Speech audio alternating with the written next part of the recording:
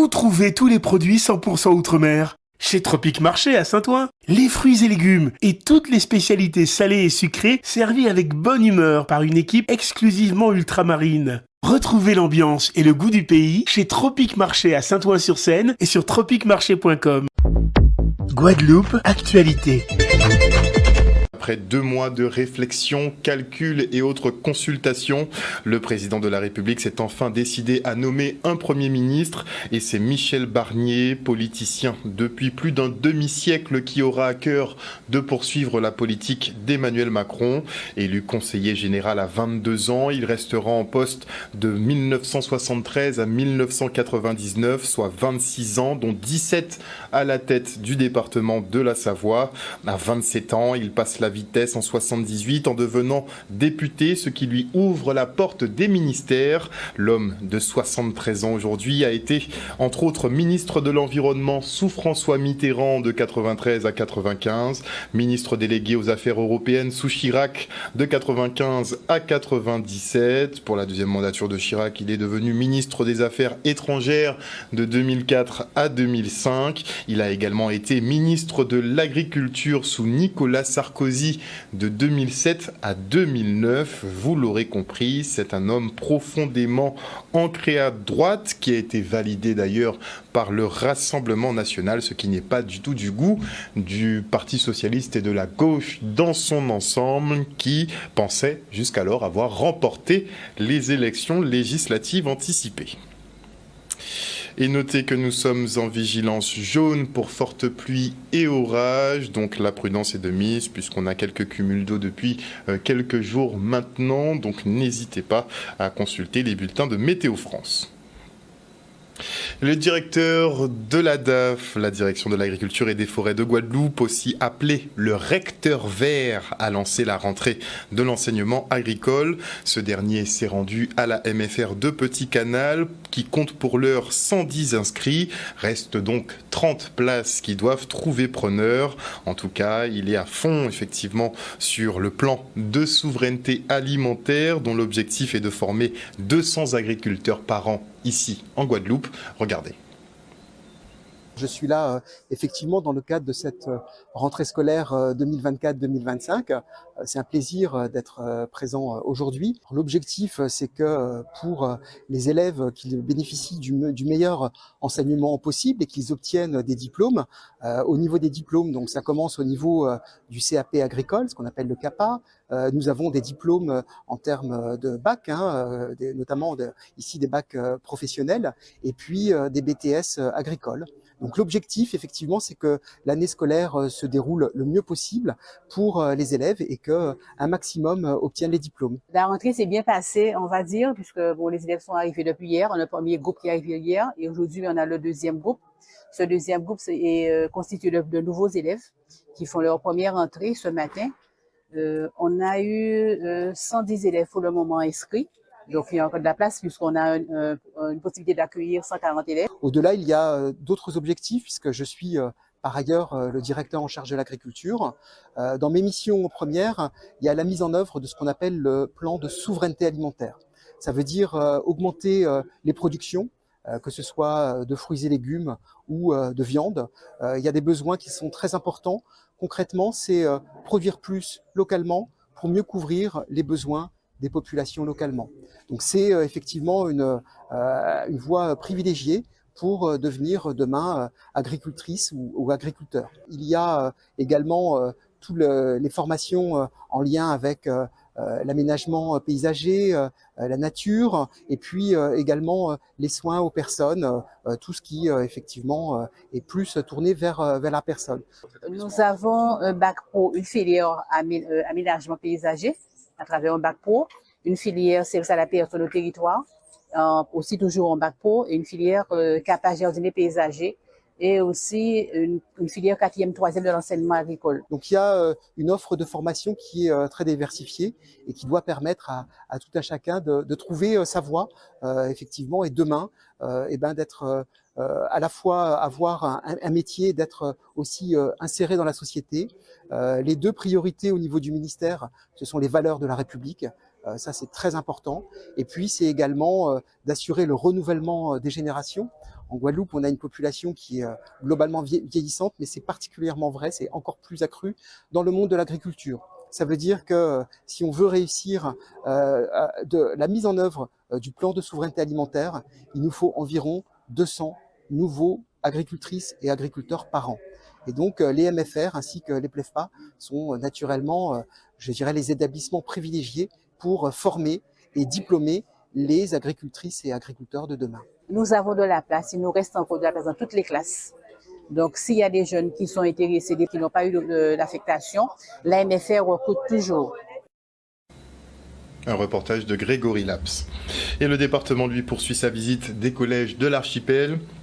Dans un premier temps, ce matin, Guy Losbar s'est rendu à Versailles, qui poursuit ses programmes culturels et d'échanges, notamment avec l'option art et patrimoine. Deuxième arrêt à Joseph Pita à Basse-Terre pour présenter la deuxième phase des travaux de confortement parasismique qui sont opérés dans l'établissement. Regardez. Donc Jardin en nous se poursuit.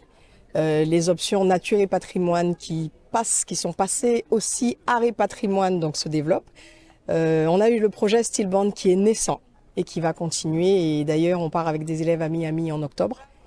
Première année de pratique, mais l'intervenant a souhaité qu'il y ait des élèves de Versailles qui partent. Donc on va partir à ce moment-là. Et puis d'autres projets qui continuent, la section sportive, le foot et le handball. Et puis d'autres projets voyages qui se font collège-lycée.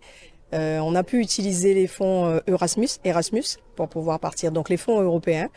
Donc voilà, des projets voyages qui reviennent au goût du jour parce qu'ils ont été arrêtés avec Covid.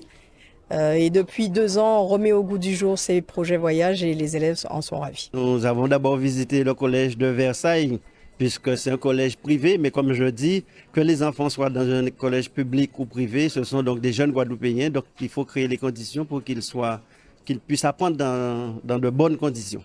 Ici, le collège Pita, donc c'est deuxième rentrée, puisque l'an dernier, j'étais venu ici. Nous avons pris un certain nombre d'engagements. On sait qu'il y a un gros problème parasismique ici.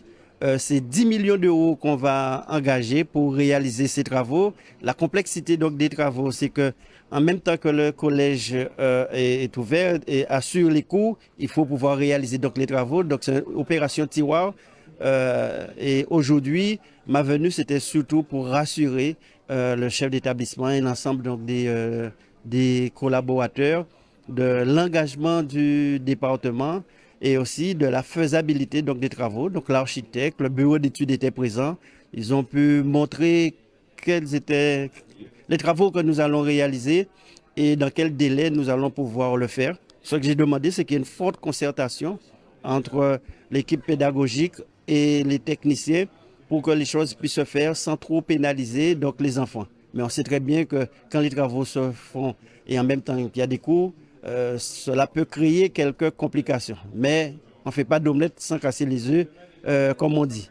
Et je sens que, en tout cas, nous repartons et que le corps enseignant est très rassuré par cet engagement du département. Je suis rassuré, d'autant plus que la phase de désarmatage a pratiquement pris fin et nous sommes déjà dans la deuxième phase du confortement parasismique pour le bâtiment qu'occupait la SECPA. Je suis rassuré et que bientôt, nous aurons dans pas bien longtemps, disons dans 6 mois, une troisième phase qui va commencer concernant d'autres bâtiments. Voilà.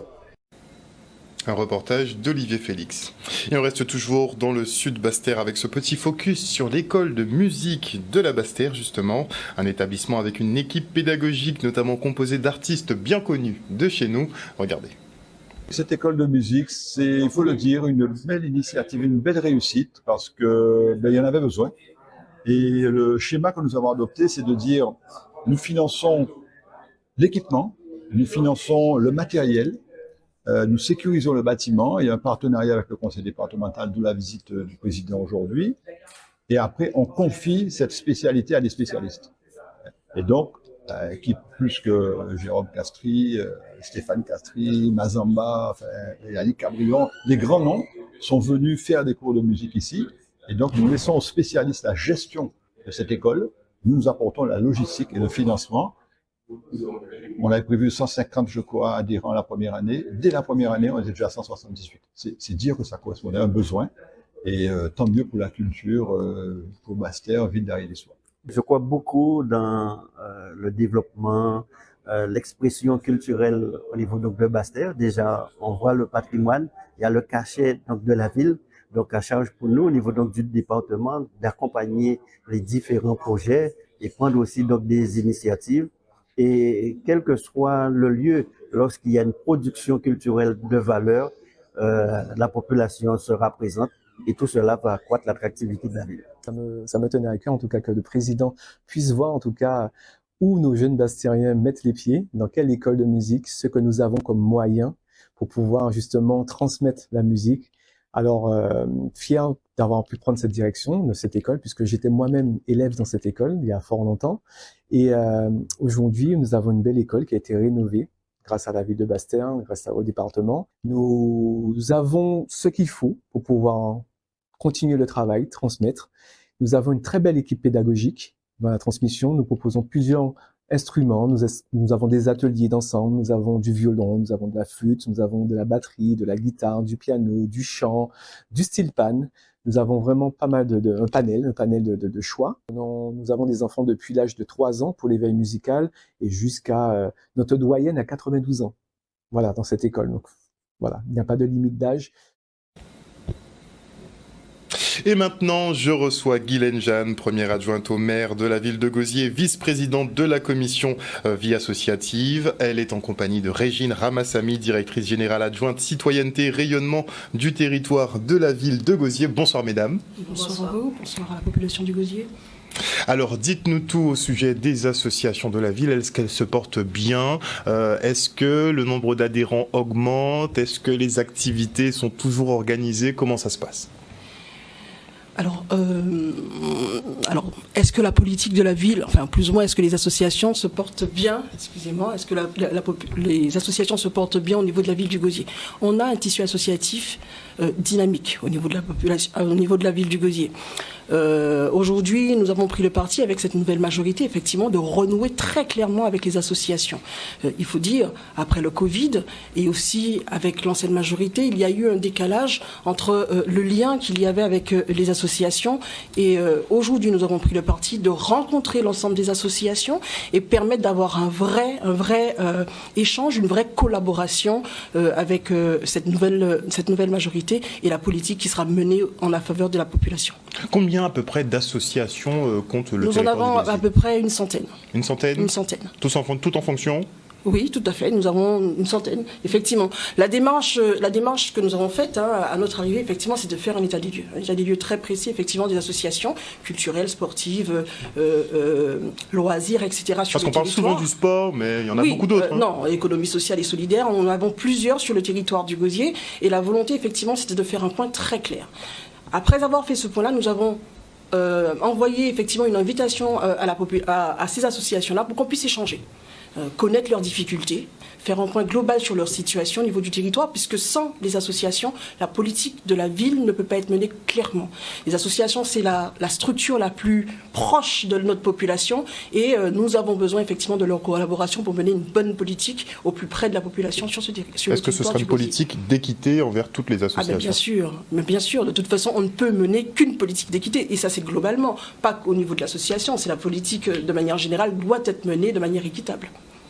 Est-ce que la population répond toujours aux associations ? Est-ce qu'ils participent encore aux activités ? Alors, parce qu'il y a le fonctionnement. Nous avons des associations qui sont très très très dynamiques au sein du territoire. Je ne vais pas en nommer, mais nous les connaissons tous.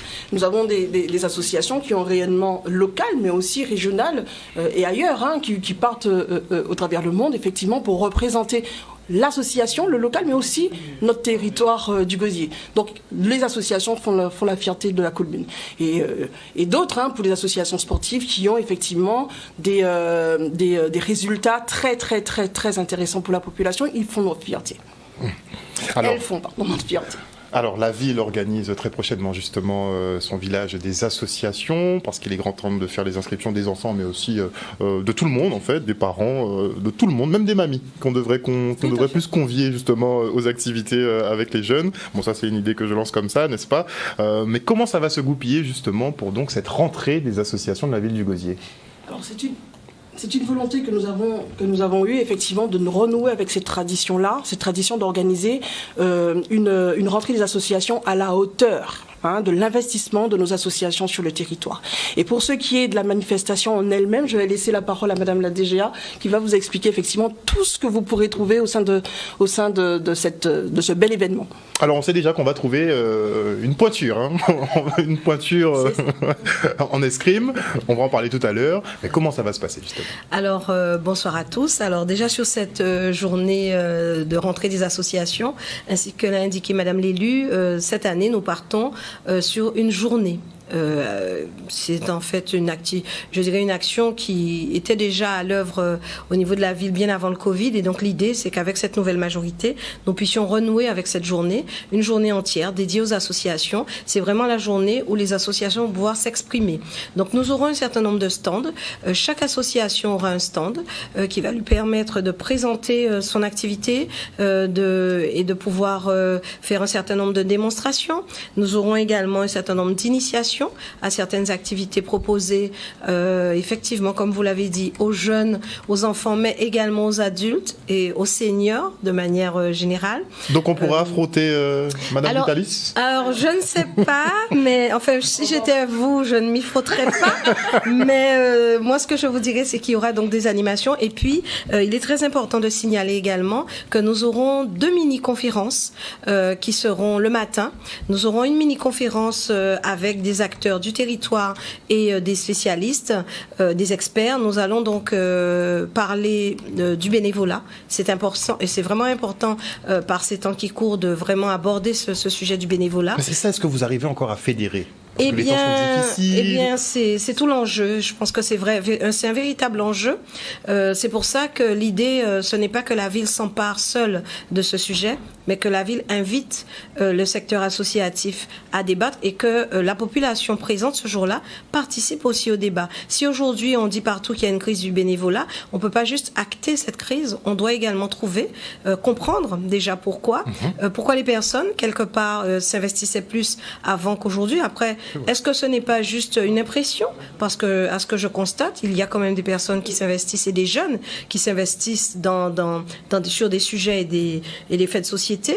Et puis, nous aurons une deuxième mini-conférence, toujours en matinée, sur le financement et le multifinancement. Aujourd'hui, nous devons, à travers ce service vie associative, accompagner nos structures et nos associations pour qu'elles puissent aussi prétendre à des financements autres que les fonds municipaux. Est-ce que vous n'essayez pas de dire un peu aux associations qu'elles se reposent peut-être un peu trop sur les fonds municipaux?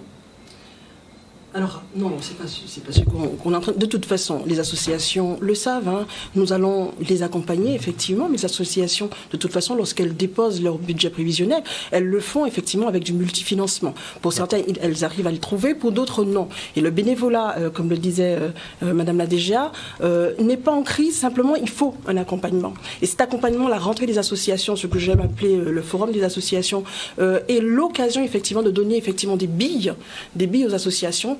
Et c'est la raison pour laquelle nous avons invité, nous avons mis en place des talks, des mini-conférences, des mini-débats, mais aussi effectivement tout un stand d'institutionnels sera présent. Donc ce sera l'occasion pour elle de démarcher le conseil régional, mais bien sûr, le conseil régional, la DRAGES, la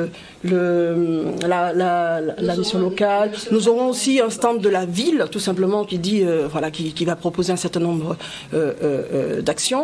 Donc voilà, c'est vraiment porté à cette journée, durant cette journée-là, tous les éléments de réponse.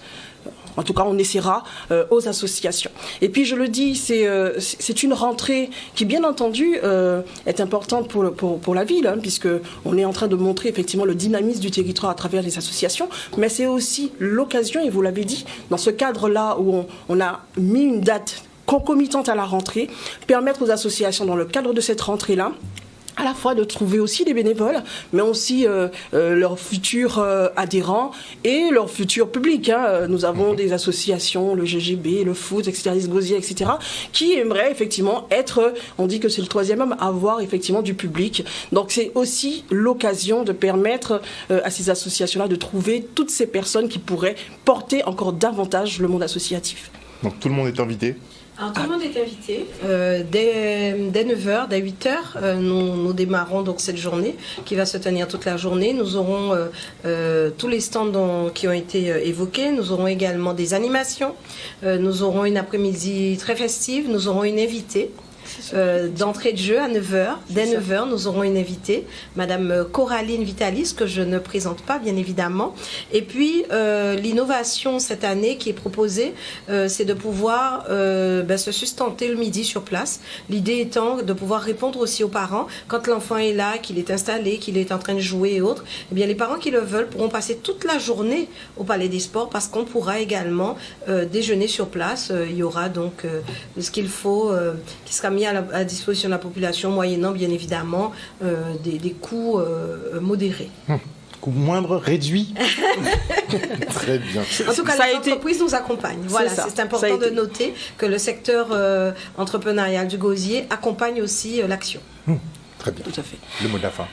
Le mot de la fin, alors je tenais quand même, effectivement, Madame la DG l'a dit, nous sommes accompagnés par l'excellente, c'est une de nos fiertés, effectivement, au Gosier,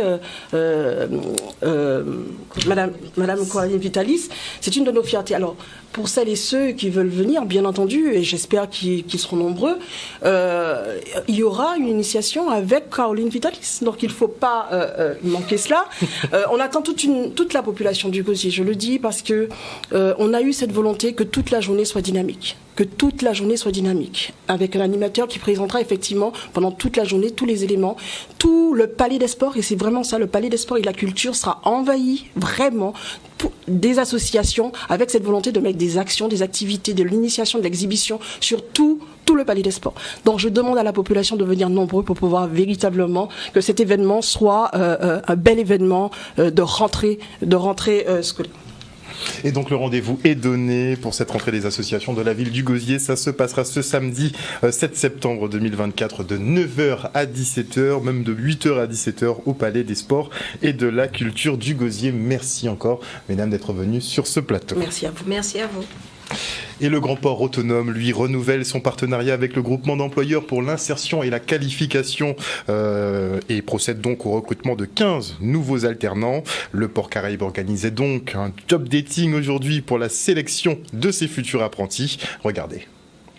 Nous sommes ce matin au cœur de nos installations portuaires de Pointe-à-Pitre et nous venons de signer une convention avec le GEC, qui est une convention de renouvellement de relation de confiance que nous avons depuis plus de 10 ans avec le GEC et qui a pour objectif de recruter 14 alternants au sein des équipes du Grand Port Maritime de Guadeloupe. Il n'y a pas de développement économique si on ne forme pas les hommes. Et les adhérents du groupement d'employeurs, ils sont une bonne trentaine, comme le Port Autonome, sont des gens qui ont dit à un instant T, on va se développer dans ce territoire et on va se développer pour ce territoire et on va travailler avec les hommes du territoire. C'est ça la grande particularité du groupement d'employeurs pour l'insertion et la qualification. C'est un engagement très fort sur le développement de compétences et sur la formation des hommes pour entrer dans une stratégie qu'on appelle une stratégie de qualité et de création de valeur ajoutée, de manière à ce que les entreprises puissent,